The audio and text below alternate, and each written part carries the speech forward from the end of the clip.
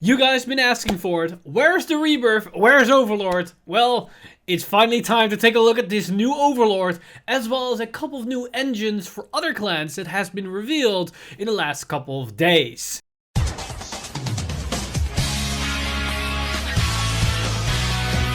Stand up! Vanguard!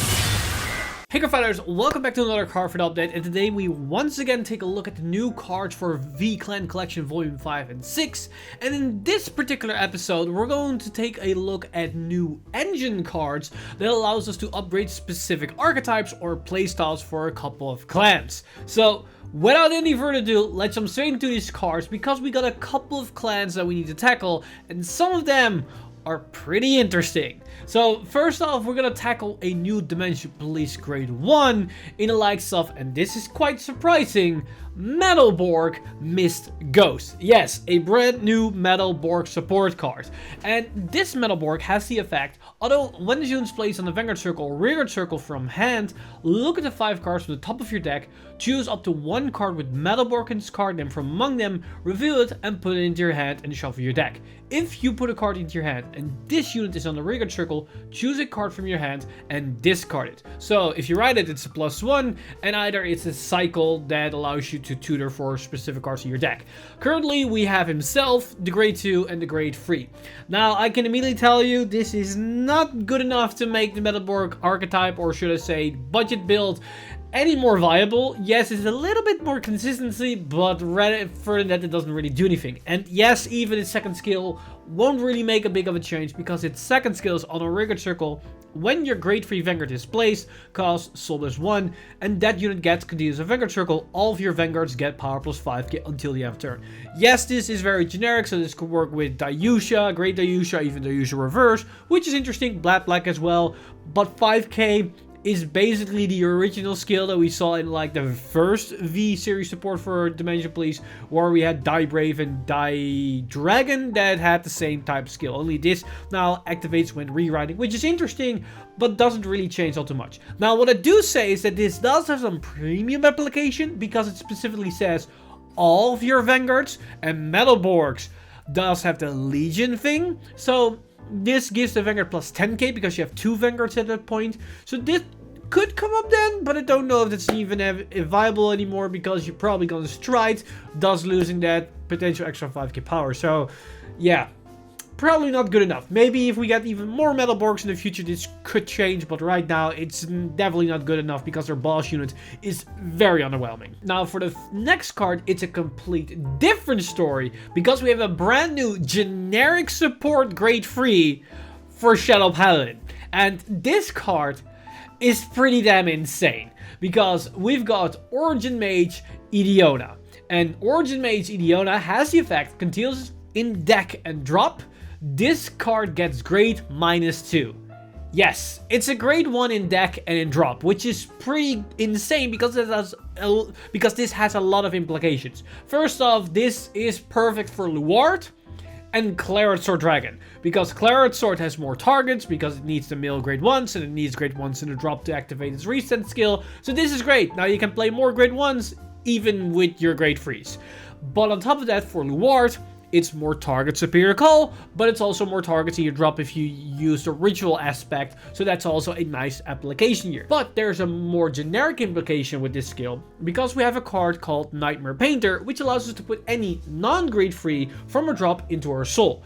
So now that this thing is regarded as a grade 1 in drop, but not in soul, that means you can essentially put a grade 3 into your soul very fast and effectively. And that means skills that force us to soul as grade 3s are a lot easier and a lot faster to fulfill, like Danger Lunge for example, but also the interaction with Luard because its skill is stronger the more grade 3s you have in your soul, and with the ability to use this card to put it into the soul as a turbo engine, that means your Luard plays are going to be even stronger, and it's somewhat in the same ballpark as what we saw with the Superior Right engine when we first saw Luard initially. So only this continuous skill on its own is pretty damn insane. And honestly, if this was the only skill, I think people would still play the card because it's that ridiculous. But it has 2 other skills that can or cannot come up. First, We have Act in Hand. If your Vanguard is grade 1, cause discard this card from your hand, reveal 10 cards from the top of your deck. If you reveal 2 or more grade 1 cards, choose a grade 2 or greater card from among them, reveal it, and put it in your hand and shuffle your deck. So, on paper, this skill sounds insane because you check top 10, you reveal 2 grade 1s from them, and then if you can reveal 2 grade 1s, you can grab a grade 2 from among those 10 cards. So it's essentially a tutor for grade 2s. But the thing with this skill is where I think people are probably overvaluating this skill, and yes, it's going to be very strong in those instances, but the fact is that it only works if you open up this card. Because if it's not in your opening hand, it doesn't really do anything, because you ride grade 1 on your very first turn, and then afterwards, you're going to go to grade 2. Otherwise, you need to stay on grade 1 for a turn to use the skill. Now, maybe in Premium, this can matter. If you went first, you don't want to give your opponent first strike. This could be a play, but in V, I don't really see the value of doing that. Now, that said, this skill does very nicely play into his first effect because you can discard it, thus setting it up in your drop zone for potentially something like Nightmare Painter. So it's a nice synergy to have right there. But then we also have the third effect, which is interesting because it has Auto Vanguard to Rearguard Circle. When this unit attacks, cost counter +1 and retire 2 other rearguards and draw 2 cards. If this unit is on the Vanguard Circle, this unit gets power +5k until the end of battle for each grade 1 card in your drop. So this can be a very powerful beat as a Vanguard unit, which with his own synergy of being able to turbo out grade 3s in your soul, this could be like a maybe very aggressive deck in itself with like Danger Lungeon. So you have a very strong Vanguard that swings for massive numbers, and then you have rearguards that swings with critical on the consistent base because you keep shoving those Idionas back into your soul with like Nightmare Painters and whatnot. That could be an interesting engine. But I think the main value of this effect is basically as a rearguard unit being able to cycle through your grade 1s to draw into your pieces that you need, like Luard for example, or get rid of like your mains that clutter up the board, which could be a very nice way to just get more value for free. So I think this card has a lot of potential. Like as I already said, his first continuous effect is probably already good enough reason to play it in Luard and Clarence or Dragon, and maybe any other build that can abuse it. But the other 2 effects are nice additions, which open up more value of this card than just being a grade 3 that can be turboed out into your soul, being it a grade 1. So yeah, very nice card that's probably going to see a play for Shadow Paladin a whole lot. Now, moving on to another very nice engine card that can definitely see a lot of play is a brand new grade 3 for Nova Grappler, which is Ultimate Lifeform Cosmolord. And Cosmolord has 2 effects, for which one is continuous of Vanguard Circle and Rearguard Circle. During your turn, if you have no stand units, this unit gets power +3k for each of your rearguards. So essentially, this is going to be the last attack of your turn, and then it's going to be a decent beater. It can easily be like +6, +9, +12, and then if it's on an Axle, that's another 5k. So it's very easy to see that this thing is going to swing for like 32-ish k numbers, which is pretty damn good. But it has another trick up its sleeve, which is Act on Vanguard Circle, Rearguard Circle. Once a turn, cost rest 2 rearguards, and this unit gets Auto Vanguard to Rearguard Circle. Once a turn, at the end of the battle this unit attacked, cost counter +1, stand this unit, and it gets drive -2 until the end of turn. So essentially, it's a unit that can restand itself for a cost of a counterblast. And if it's a Vanguard unit, you won't have any drive checks on the second swing. So it's basically just another extra attack. Now the interesting thing here is that so far, at least in V, the Nova Grappler unit that allows us to multi-attack restand another unit, not itself. And in this case, it's restand itself, which is nice because you want it to be the last unit that attacks. So then that means your last 2 attacks will both be with big numbers. And because you're going to attack with your Vanguard preemptively before this unit is going to swing, that means you can stack the triggers onto this thing and both units will swing, or both attacks will swing with those extra triggers. So that's pretty decent. But because its skill requires you to rest 2 rearguards, that means it will always get +6k on both attacks. So it's always going to be a 18k or 23k attacker on the Nexal 2, which is decent in itself, but it's most likely going to be a bit more power than that. And yes, you might think to yourself, now resting your own 2 rearguards means you're losing attacks for essentially a stronger beater that can attack twice. Yes, you can rest rearguards, but that will lower your power. But the thing is that won't really matter in a lot of instances because we have Scarlet Bird and we already are familiar with Brutal Jack, which essentially was the same thing, but it didn't resend during the battle phase. But Scarlet Bird is a very nice interaction with this card, and that means that this card could also be a nice tech option for Beast Deity. It's an extra attack that can be at the end of all your combos, and you can stack triggers on it, on top of it, and it can be a solid beater in the right circumstances. So Cosmo Lord can definitely be a nice tech in any deck out there, and maybe even for Ashura Kaiser. Now, talking about restanders, we also know one confirmed reprint for Nova Grappler, which is gonna be Kick Kick Typhoon, which is a very solid card for Nova Grappler. It's one of the generic restanders, so it's nice to see another rerun of the card. Now, moving on to a duo of cards, we got 2 new cards for Great Nature, which is an interesting engine that can literally be splashed in almost every deck for Great Nature. And unlike that we saw with Chat Noir, this engine doesn't really sacrifice anything because it tries to cater to both playing fields with Isabelle and Big Belly, because these cards honestly do their own thing, and incidentally by doing their own thing, they synergize very nicely with Big Belly and Isabelle. Because first off, we got a brand new grade 2 in the likes of Illusion Scientist Researcher Fox. And Researcher Fox has the effect, although on additional rearguard circle, when your card is discarded from your deck, this unit gets power plus 5k until the end of turn. So this is essentially Barcode Zebra, but then for specifically on the additional circle. And if you're wondering what the condition is, it's basically when you mill cards for your lottery effects. So it can be a gigantic beater. But then it also has the effect, although when this unit is retired from your rearguard circle by your card's ability, which is very easy to do with a lot of generic cards in Great Nature, cost, counter plus 1, search your deck for up to 1 card with the same card name as your Vanguard, reveal it, and put it into your hand and shuffle your deck. So this is essentially a way to mitigate the minus, but it allows you to search a very specific card, which is another copy of Vanguard, which means you can load up on more Axel circles while you are doing this engine, which is very nice. And if you combine this with Big Belly, not only will you have to search, but also the blank draw as well, because you get an extra draw when it gets retired, which is very, very nice. But then we have the grade 3, which allows us to really grasp the full picture here, what this grade 2 actually is trying to do. Because the grade 3 is Magic Scientist Tester Fox. And Tester Fox has the effect, although when a unit is placed on a Vanguard circle or rearguard circle, cost, counter plus 1, and put 2 cards from your drop on the bottom of your deck in any order. And this unit gets power plus 5k until the end of turn.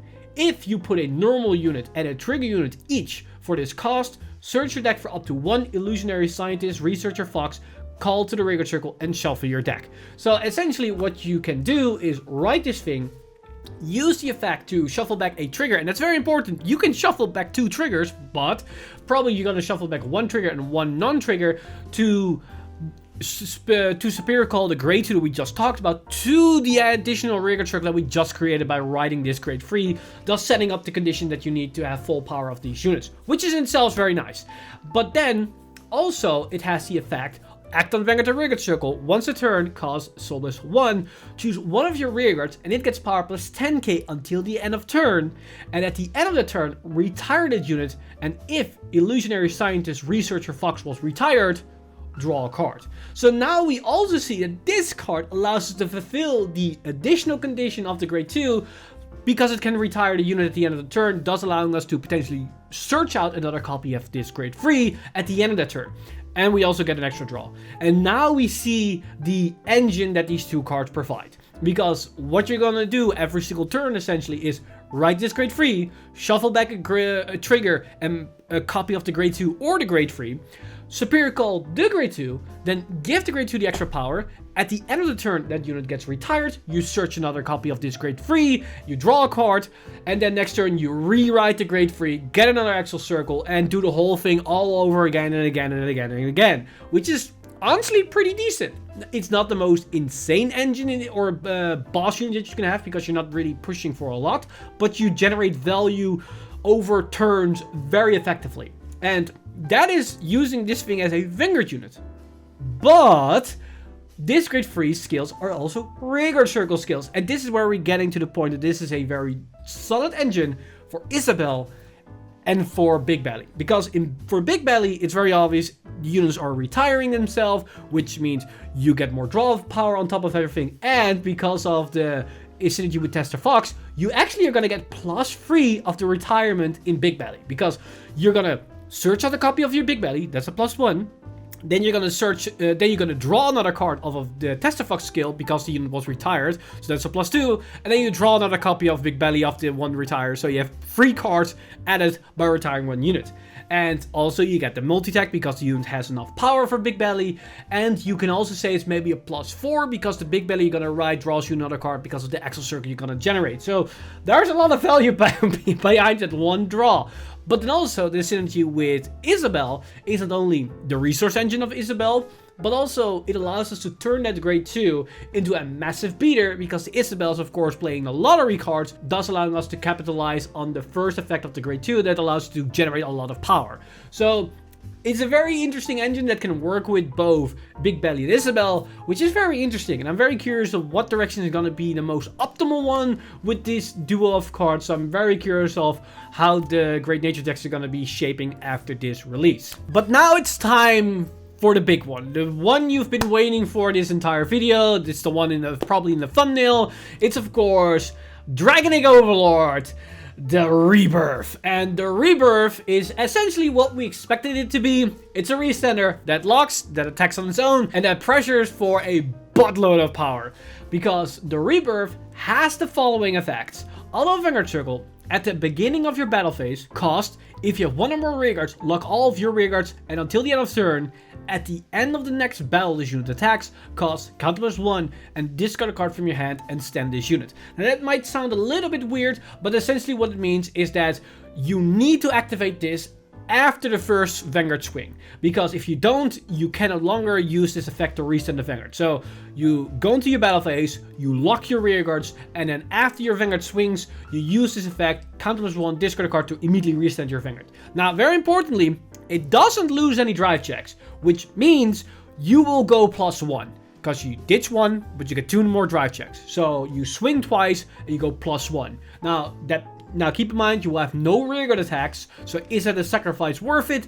It depends on your stance and what your hand is. Like if your hand is like no good rearguards, you don't mind the sacrifice of not being able to attack with your rearguards. And keep in mind, Kagero usually doesn't have the best type of rearguard, so you're not sacrificing a lot here. Now, on top of that, it also has another effect, which is Auto Vanguard Circle. When this unit attacks, a Vanguard costs sold as 1. Choose one of your opponent's rearguards for every 2 of your lock cards and retire it. Now, this is huge because Overlord typically doesn't have any control options. And now we actually see a very solid control option for Overlord because it's not once per turn. So if you have 2 lock cards, you attack with your Vanguard, soul +1, snipe a unit. Your Vanguard restands, you attack again, soul +1, and snipe another unit. If you have 4 lock cards, you snipe 2, you snipe 2. Which means you can destroy your opponent's resources very effectively while pressuring with your Vanguard, which swings for big numbers and multiple drive checks, which can be pretty overwhelming. Now, of course, you might wonder, how is this any useful in comparison to the cross with the end, because the cross the end can attack 3 times? Well, the Rebirth can do that as well. A bit more restrictive, but it can do it as well. Because it also has another effect, which is Auto Vanguard Circle. Once a turn, at the end of battle this unit attacked.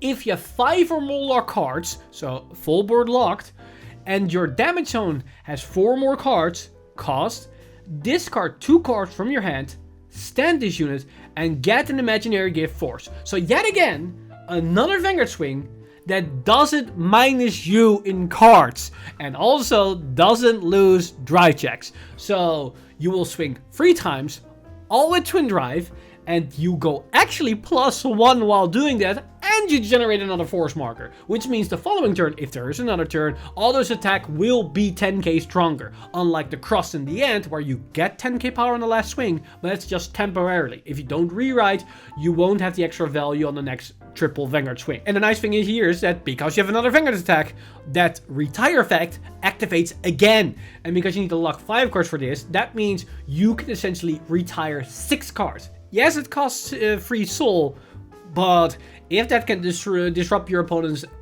way to even pressure anything against you, then that's pretty good. Now, the thing with the Rebirth is that this card will not outcompete the cross with the end. because the Cross and the End are probably a better duo when going first, when your opponent's still at grade 2. Because you can triple Vanguard attack while your opponent is still at grade 2.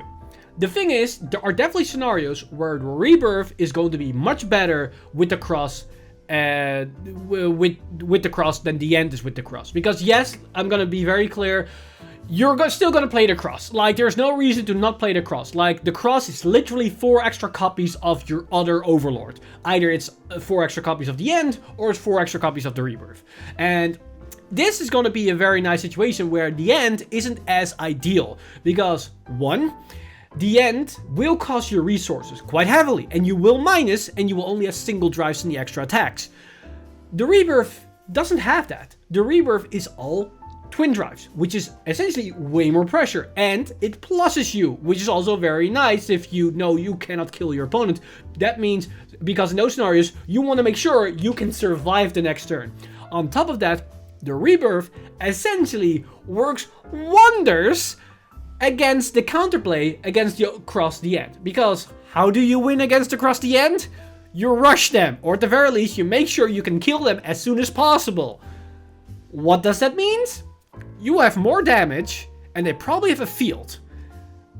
The Rebirth is the perfect counter to both of those, because if you have 4 damage, you will have a better first grade free turn, because that means you will have 3 Vanguard swings that doesn't minus you, in fact it pluses you, but also you will destroy your opponent's field. So any pressure they use in the early game and they cannot remove their field, that means you can remove them for them, thus they are minusing card advantage, which is also important in their matchup against Overlord. So there are definitely scenarios where the Rebirth is going to be very useful, where the End was not as much. So I can definitely see that the Overlord deck moving forward is going to look maybe like 4 the Cross, and like 2 the End, 2 the Rebirth, or maybe like 2-3 or 3-3 split, depending on what players feel more comfortable with. But the Rebirth is definitely a nice upgrade for the Overlord deck that allows the deck to do things where it wouldn't really perform all too well because of the End being a minus and also lose out on resources. And that means if you already are on the back foot and you cannot capitalize on the pressure, you're probably going to die because you have no resources on the crackback, which isn't the case with the Rebirth, which is a nice thing to have. Also, the Rebirth is a nice way if we ever see a Link Joker lock meta, because if they are going to lock our rearguards, well, that fulfills the condition of its way to just restand multiple times. Just keep in mind that you want to have at least 1 unit that you're able to lock yourself, but if they already locked like 3 or 4 cards, the Rebirth is probably better than the End in that case. Oh, and for anybody that's very daring among us, yes, you can combine this with the Dauntless to have like 4 Vanguard swings. You could say that's too slow, but at the same time, you need to have 4 damage to make the extra attack. So you could just sit on Dauntless and just chill until you have 4 damage and then go into Rebirth. But yeah, your opponent can also just kill you from 3 to 6. So pick your poison. Whatever fancy flows your boat. But with that said, that's also everything that I have today. Let me know in the comments down below what you guys think of these new engine cards. Because yes, in my honest opinion, the Rebirth isn't really a boss unit, but essentially just an engine piece for the Cross. So we have a lot of new interesting engine cards, and I'm very curious of what you guys think about those cards. So let me know your thoughts in the comments section down below. As always, this video has been brought to you by our lovely Patreons over at patreon.com/VanguardInsider. You guys are amazing. If you do want to support the channel or everything that's happening on the channel, you can simply go to patreon.com/VanguardInsider and become a patron today. But with that said, I've been Mr. Time Leap, and I see you guys in the next one!